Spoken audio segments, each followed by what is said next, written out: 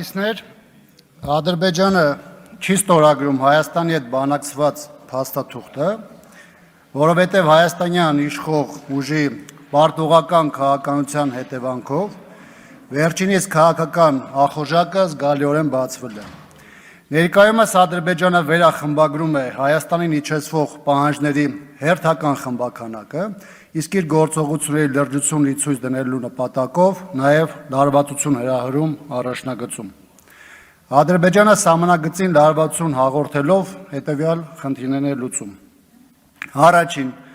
սպառնում է, որ Հայաստանի կողմից իր նոր նախապայմանների չկատարումը առաջնագծում կմեծացնի լարվածությունը, իր հետ բերելով սադրանքի ու ագրեսիայի տարբեր դրսևորումներ։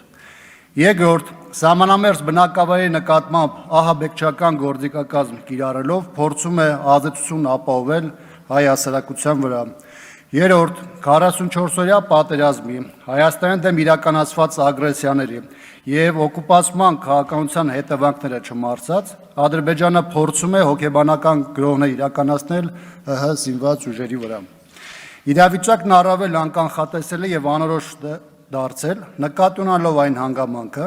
որ նախ Հայաստանի իշխանությունը հրաժարվում է հրապարակայնությունը ապահովել նույնիսկ բանակցված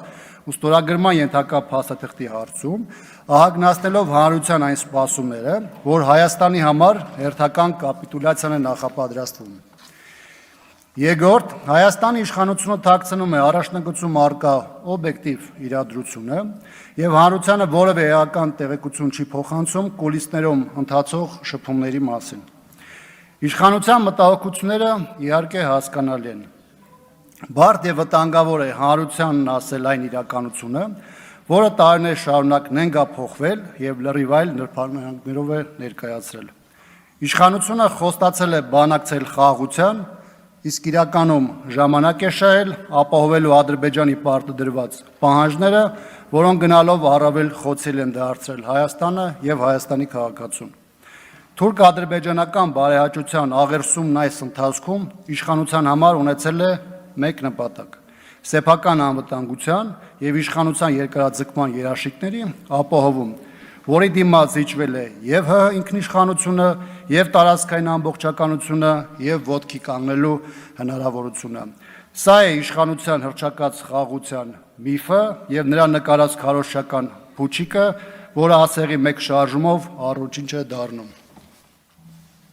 Զարուհի Բաթյան